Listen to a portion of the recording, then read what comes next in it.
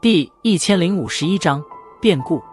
萧炎的心神紧紧地注视着碧绿光圈之内悬浮的8个细小光团，光团内隐隐显露出一些或液体或粉末状的东西，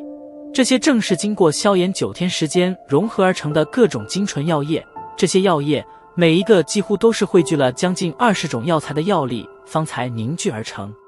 呼，深吐了一口气，萧炎目光与对面的幻大师对视了一眼，旋即两人同时闭目，磅礴的灵魂力量在这一刻尽数暴涌而出，旋即钻进药鼎之中。感受着两人的举动，那唐振脸庞上的凝重之色也是越来越浓。此次炼丹的成败与否，则是只能看萧炎与幻大师接下来的表现了。